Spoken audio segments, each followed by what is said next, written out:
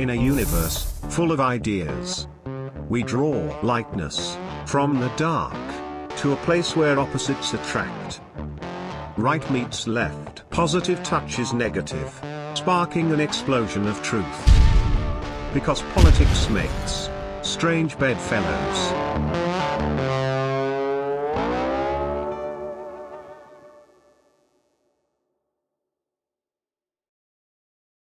I have to bring this up. It's the one thing I haven't asked you about yet. Speaking of populist movements on the left, you were the guy that got Cornel West to run for president, right? And he was originally running under the banner of the People's Party. And then I guess the Green Party stole him away. Tell me what happened there. You could characterize it that way.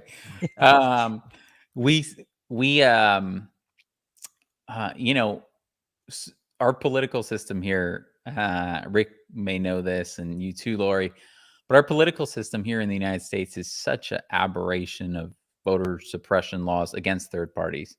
Ballot access is meant to be this incredible hurdle. Then, of course, you have first past the post voting and single member districts. So it's all meant to maintain this two-party dictatorship in the United States. When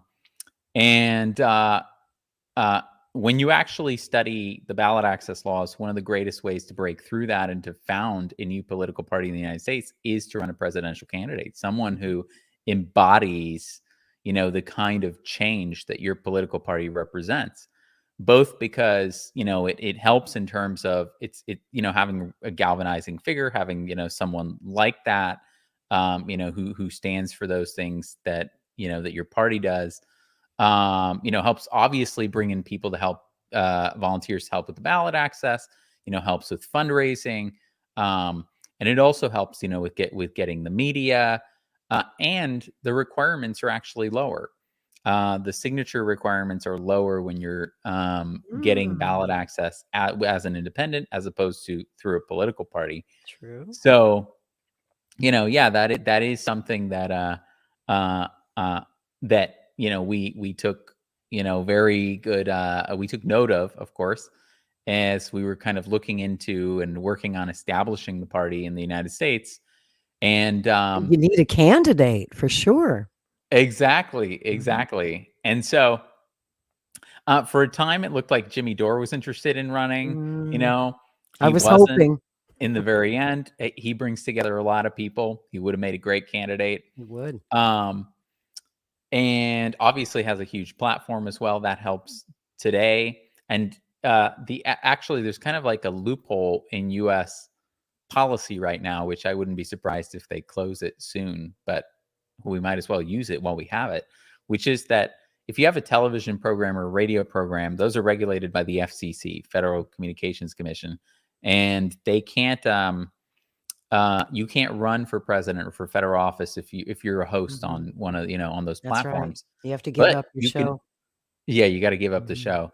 But you can have a podcast which reaches many more people than television news, and you could still run. So you could, so correct. We have this kind of moment where it's like, that's available to us. The internet, the laws haven't caught up with the internet yet.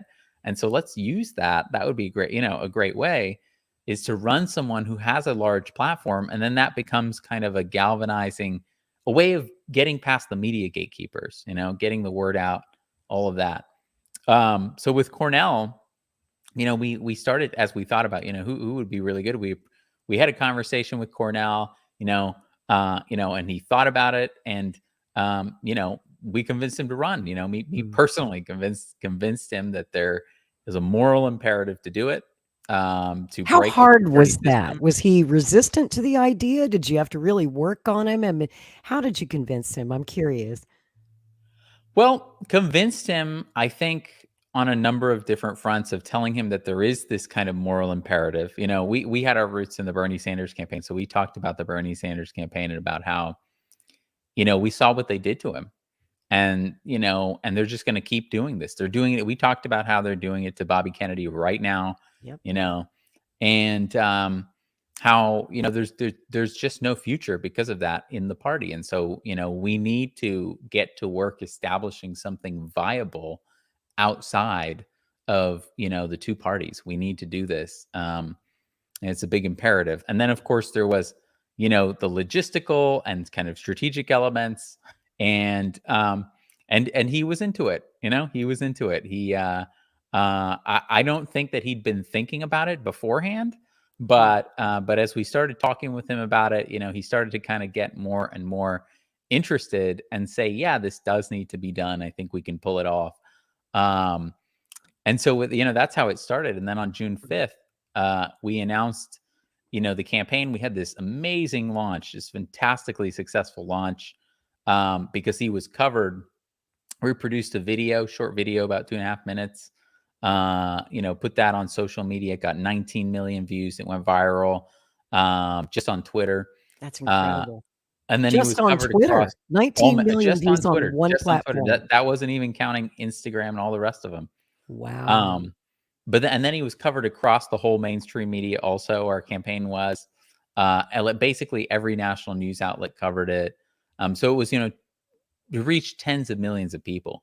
So it was a fantastically successful launch. We made this awesome, really sharp professional website for him, had an amazing platform. And it was a huge success, but I think that there were the combination of Cornel West, with us, and the idea that there's, kind of a new populist party in the United States. There was a lot of people who didn't want to see that happen. I would think the Green Party would feel threatened by the People's Party because you're sort of competing for the same general audience. I think our reach reaches people who are in the Green Party, especially because of our origins, but it's also much broader. And that's the reason that we exist in the first place. Right. Is that, like Rick was talking about, the Green Party, they've carried the banner for the independent left in this country, in the United States, for 30 years. 30 years. Last 20 years, they've been at a fraction of a percent. So, and they're running. You look at how they're doing. You look at how, these issues are polling, whether it's Medicare for all, higher wages, improving Social Security, ending the wars. It's just this massive mismatch between that, and a big part of that is how they're going about it. And a big part of that, of course, is also how captured they are by the wokeness and by the left sectarian siloed aspect of the left.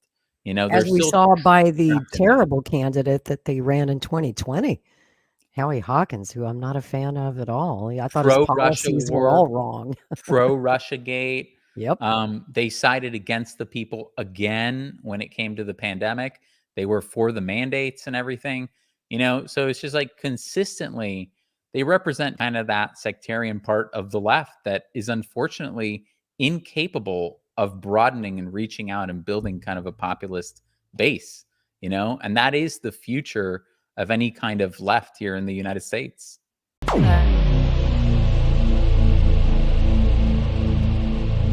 This has been a Maverick Multimedia production.